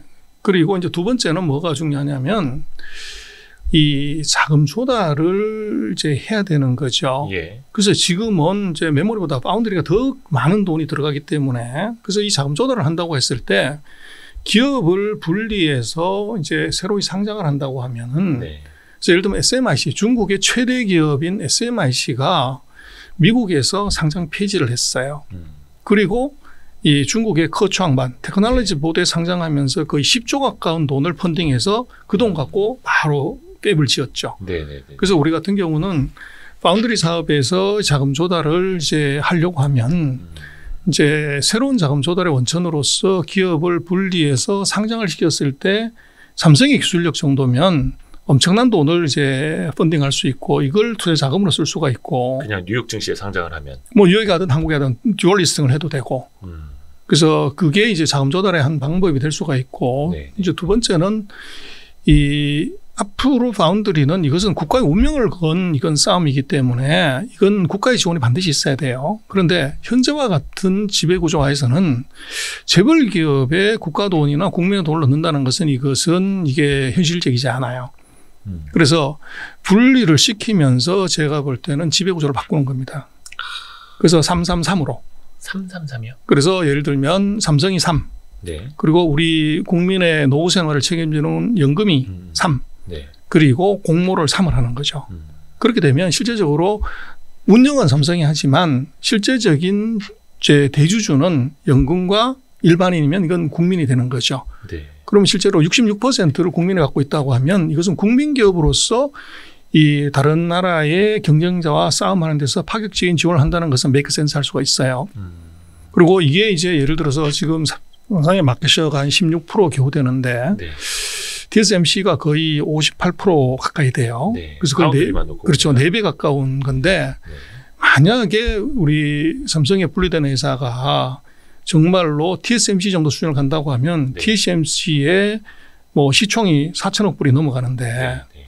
그렇게 되면 그중에서 66%가 예를 들면 600조 가까운 뭐 500조 가까운 시가총액이라고 하면 거기서 300조가 사실은 국민과 국민연금의 수익으로 사실은 잡힐 수가 있는 거죠. 네. 그렇기 때문에 국민의 노후 생활도 사실은 이게 이 한국의 KSMC를 키워서 이게 이 대만과의 경쟁, 미국과의 싸움에서 이것을 키울 수도 있고 또 그것이 자본시장에 상장됨으로 인해서 그 수혜가 특혜가 이게 정부의 돈 또는 이제 국민의 돈이 들어가긴 하지만 궁극적으로는 이것이 국민연금과 이 일반 국민들한테 그 수혜가 돌아갈 수 있는 메커니즘을 만들 수 있을 것 같아요. 네.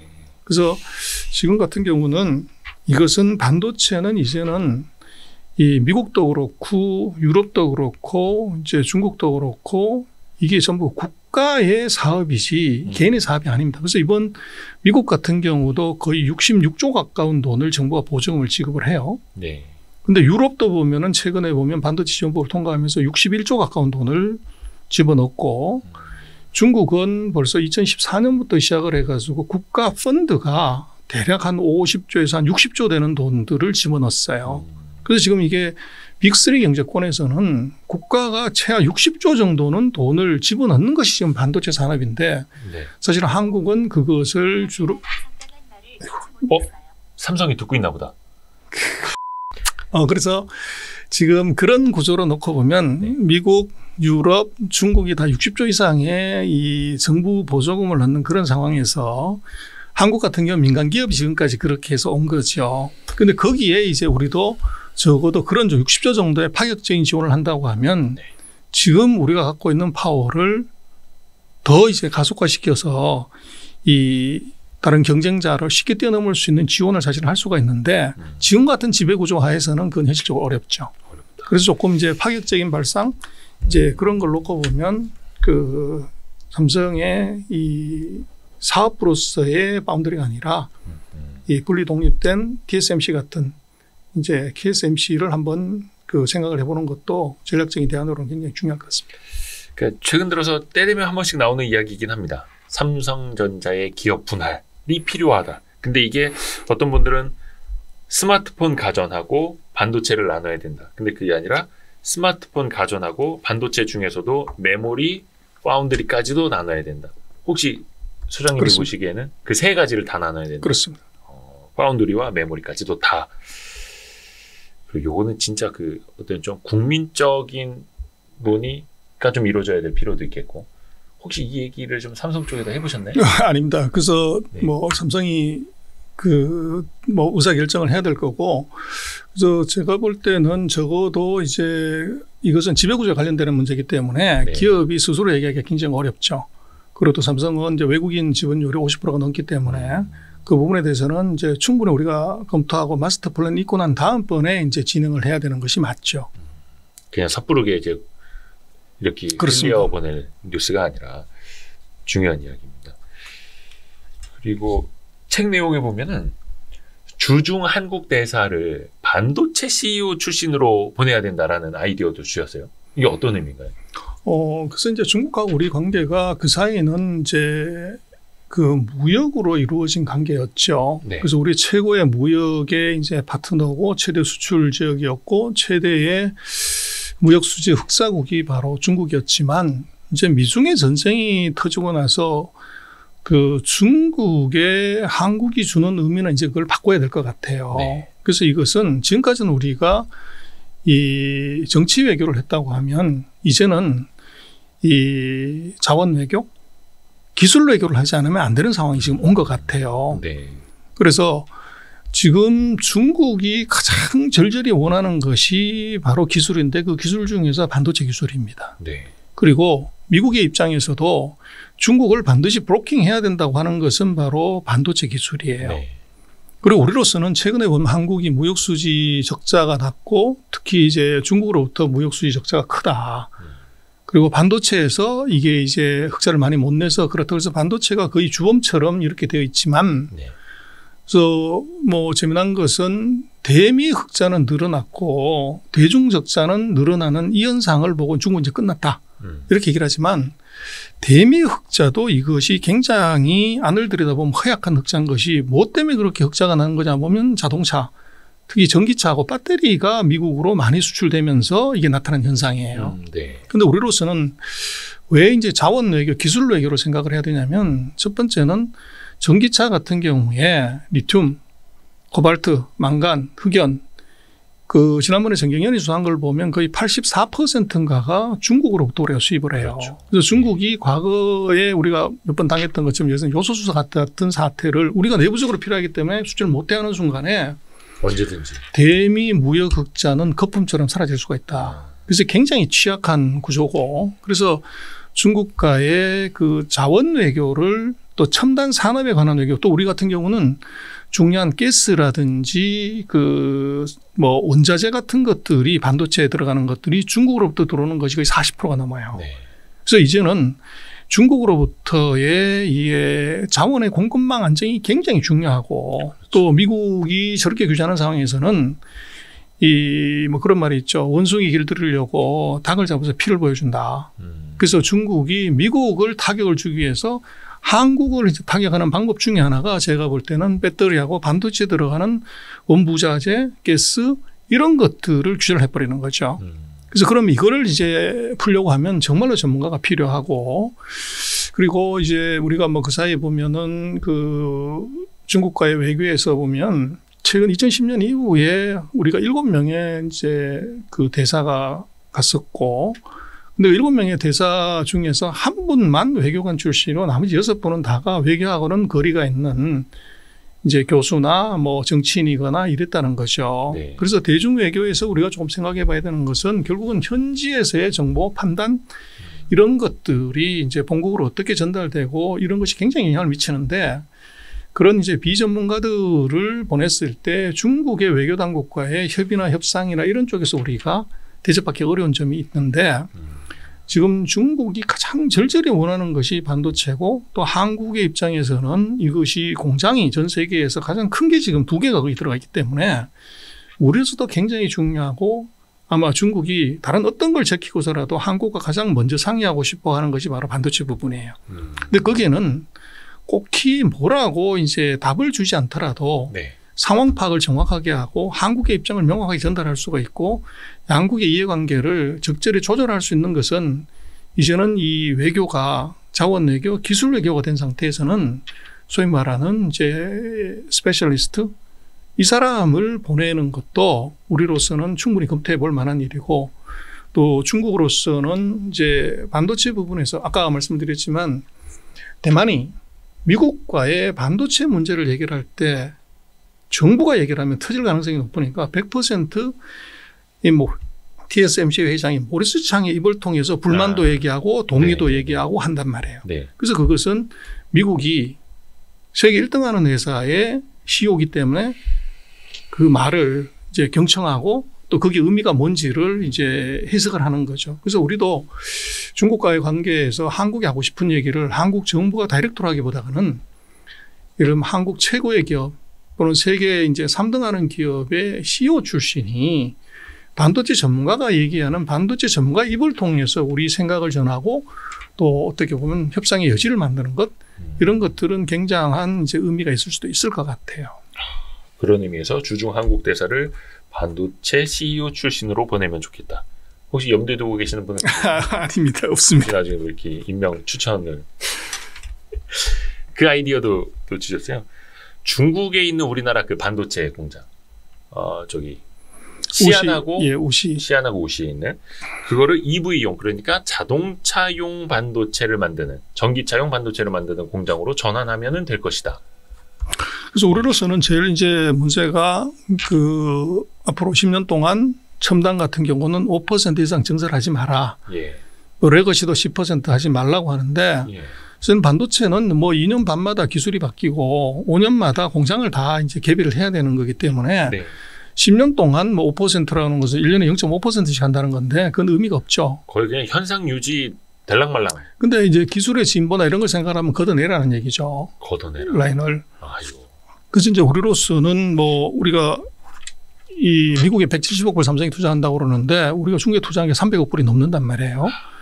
그래서 이제 이거 어떻게 할 거냐 하는 문제인데 거기에 팁은 그건 것 같아요. 지금 이제 자동차용 반도체는 핸드폰이나 뭐 노트북보다는 훨씬 낮은 레벨의 기술이 필요한 것이고 그리고 이제 공장은 어디에 짓는 게 맞냐고 그러면 보조금 많이 주는 데 짓는 게 아니고 시장 가까운 데 짓는 게 맞습니다. 근데 지금 우리가 IRA 뭐 한국도 무슨 뭐 배터리 원자재 관련되는 회사 주가가 폭등했다고 하지만 작년에 미국이 산 전기차가 한 100만 대 수준이에요. 그리고 테슬라가 판 게 133만 대인가 그래요. 그런데 테슬라가 중국에 지은 공장이 100만 대 캡합니다. 그래서 왜 그 어떻게 보면 테슬라는 앨런 머스크는 가장 정신 나간 사람 아닌가. 그래서 미국 대통령부터 미국의 정부가 나서서 첨단 공장 다 빼고 공장 짓지 말고 투자하지 말라고 하는데 그렇죠. 앨런 머스크는 그걸 기둥으로 두고 전 세계 최대 공장을 짓고 이번에 또 방문하면서 ESS 전기 저장 장치 세계 최대 규모를 중국에 짓겠다는 거죠. 이유는 뭐냐? 시장이 있기 때문에. 그래서 지금 중국이 작년에 전기차를 680만 대인가 팔았어요. 샀단 말이에요. 금년에 아마 1000만 대가 넘어갈 것 같은데 그러면 미국 시장하고 중국 시장을 보면 중국이 미국의 6.8배나 되는 시장을 이미 갖고 있다는 거죠. 그래서 앞으로 지금 전기차라고 얘기를 하지만 사실은 용산에서 예전에 우리가 노트북이나 핸드폰 조립하듯이 시간이 앞으로 지나게 되면 전기차는 내가 필요한 내가 원하는 스펙을 오더를 주면 그걸 파운드리처럼 이제 만들어주는 전자제품 조립하듯이 예를 들어서 배터리는 CATL 걸 써라. 차체는 예를 들면 테슬라 걸 쓰고 전장품은 예를 들면 LG 이노텍 걸 써라. 이럴 수 있는 게 되죠. 그리고 지금 이제 앞으로 그 전기차 같은 경우는 정보의 양으로 생각하면 핸드폰을 1이라고 하면 이게 영상 정보가 엄청나게 들어오기 때문에 2000배에서 3000배 이상의 정보량이 자동차를 통해서 들어온다는 거죠. 그럼 그 안에 들어가는 이 영상 처리를 하고 정보를 전달해야 되는 건 전부 전자제품이 됩니다. 그래서 지금 뭐 메모리 같은 경우는 한 18나노, 뭐 20나노 그 이하의 기술을 하지만 지금 자동차 같은 경우는 뭐 28나노, 40나노, 90나노 이 정도에서 이제 제품을 만들기 때문에 지금 스크랩을 한다고 하는 것은 우리로서 너무 치명적이고 이것들이 중국이 앞으로 뭐 5년에서 10년이면 아마도 이제 전기자동차 시장 자체가 연간으로 봤을 때 2천만 대 이상이 넘을 가능성이 높아요. 그러면 거기에 들어가는 라인으로 전환을 하게 된다고 하면 그 리스크는 상대적으로 좀 줄일 수가 있지 않는가 싶습니다. 그래서 전기차용 반도체 위주로 좀 가고 첨단 공정은 뭐 한국에다가 늘리고 그렇습니다. 이런 식으로. 그리고 이 내용은 뭐예요? 그 미국의 반도체 동맹법하고 배터리 동맹법을 요구하라는 말씀도 있죠. 그래서 이제 이것은 무슨 얘기냐면요. 지금 우리가 미국의 동맹으로서 이제 미국의 보조를 맞춰서 중국을 제재하는 것. 네.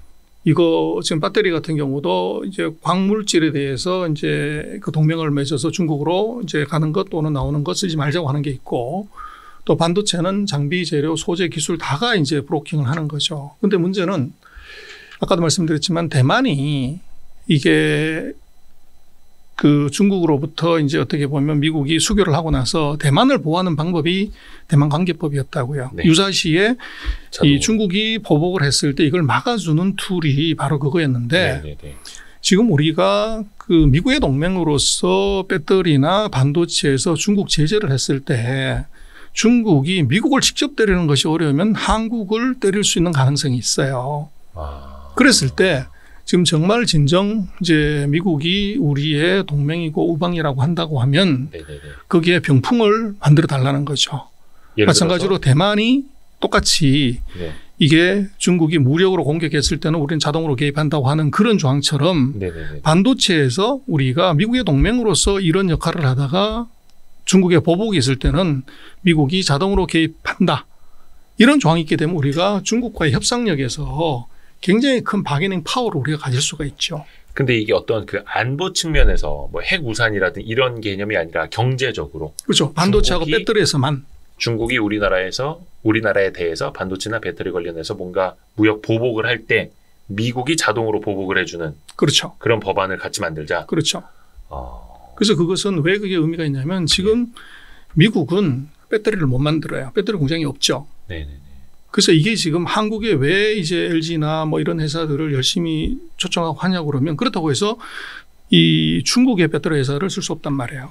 그래서 지금 얼터너티브가 없기 때문에 한국이 패를 가진 거고 반도체 마찬가지로 지금 파운드리에서 대만을 끌고 가면 좋겠지만 못 끌고 갔을 때 문제가 하나 생기고 그리고 유사시에 전쟁이 벌어졌을 때 대만을 뭐 굳이 전쟁까지 할 필요 없이 드론 몇 대 보내가지고 우리가 훈련하다 실수했어. 그래서 거기다 폭탄 몇 개만 떨어뜨리면 TSMC 라인 4개는 순식간에 파괴될 수 있는 리스크가 존재하죠. 그래서 그렇게 되면 남는 것은 한국밖에 없기 때문에 사실은 우리 밸류로 우리가 뭐 한국 반도체에 대해서 자꾸 자기 비하를 하는 제가 볼 때 그럴 필요가 전혀 없습니다. 그래서 그게 미국으로서는 이것이 보호해야 될 필요성도 있고 또 이것이 어떻게 보면 다른 우방들한테 보여주는 우리한테 편을 들면 이런 단단한 조치를 해준다고 하는 것이 이게 뭐 정책적으로도 의미가 있고 우리로서의 실익은 중국과의 바게닝 파워를 미국이 하지 말라고 그래. 그래서 우리 때문에 그런 게 아니라 미국 때문에 그래. 이렇게 이제 우리가 그 협상을 할 때 중요한 카드로 쓸 수가 있는 것이죠. 그래서 지금 같은 경우는 우리가 중국이 보복을 한다고 했을 때 해결 방법이 있냐? 전혀 없는 거죠. 그리고 미국한테 뭐 우리가 사드 때도 그랬지만 뭐 미국이 한국한테 뭐 해결해 주는 것은 없었단 말이에요. 그래서 우리가 그걸 경험을 삼는다고 하면 지금 반도체나 배터리에 있어서도 우리가 미국과의 지금 좋은 관계를 정치 외교 쪽에서 군사 쪽에 좋은 동맹 관계를 맺었으면 경제 측면에서도 그런 것들을 우리가 제한하고 또 그거 지금 타이밍이 아주 좋지 않습니까? 네. 선거를 앞두고 있고 이제 미국이 동맹을 열심히 강조하기 때문에 정말 동맹이라고 하면 이거 한번 이제 해줘라.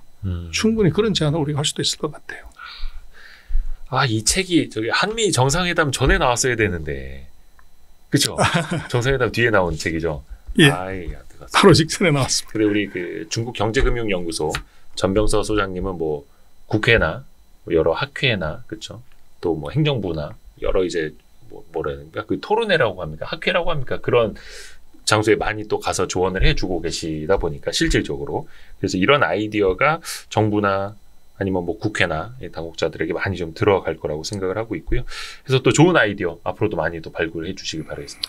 예, 뭐 한국이 정말로 미중의 전쟁 과정에서 우리가 당당하게 살아남을 수 있는 것은 결국은 우리가 최종 병기가 있어야 되고 그 최종 병기가 바로 이제 비육자 산업인 것 같아요. 예, 반도체와 배터리. 근데 아까 말씀을 드렸지만 배터리는 이게 원자재를 중국에 의존하는 것이 워낙 크기 때문에 이거 갖고서는 약한 거죠. 그래서 그렇게 되면 유일하게 남는 최종 병기는 이제 반도체가 되고, 그래서 그 반도체에 대해서는 우리가 조금 생각을 좀 바꿔서 이것이 재벌의 수익 사업이라고 보는 관점에서 이제는 미중의 전쟁 과정에서 한국을 당당하게 지켜나갈 이 최종 병기 활이다. 이렇게 생각을 하면 이건 우리가 조금 다르게 봐야 되고, 또 이것은 우리가 정말로 이 40년 전에 할아버지 해안이 네. 아버지와 아들을 웃게 했고 이게 대한민국을 지금 당당하게 만들었다고요. 네. 근데 이 기회를 사실은 놓치면은 이건 안 될 것 같고 또 이제 그 다음 단계에 그 앞으로 40년 뒤에 우리가 뭘 할 거냐 하는 것도 그것도 역시 비업자 산업인 것 같아요. 그래서 뭐 앞으로도 그렇지만 비업자 산업이 한국을 살리는 거 아니냐. 반도체 배터리 바이오. 그래서 우리가 이제 반도체도 물론 중요한데 앞으로 메디컬 의료도 결국은 이제 반도체가 들어가야 이제 정밀 측정 뭐 이런 거 가능한데 그렇죠.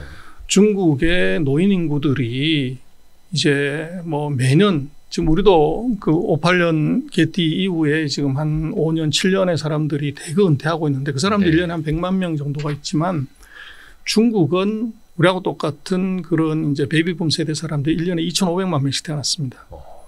그래서 이 사람들의 엄청난 이제 건강 헬스 이쪽에 대한 수요는 반도체만큼 더 큰 거죠. 네. 그래서 뭐 일단은 우리한테 발등에 떨어진 불 이제 반도체에 있어서는 이게 정말로 한국을 지킬 수 있는 또 중요한 산업이고 또 외국인들이 다른 주식을 다 팔더라도 이 삼성전자 주식의 지분은 여전히 50%를 그대로 유지하는 이유가 뭐냐. 거기에 이제 진짜 한국 반도체 밸류가 있는 것 같습니다. 좋습니다.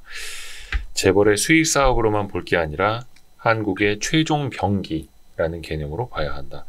이 말씀이 묵직하게 남습니다. 전병서 소장님과 함께했습니다. 고맙습니다. 네, 고맙습니다. 고생 많으셨습니다. 수고하셨습니다.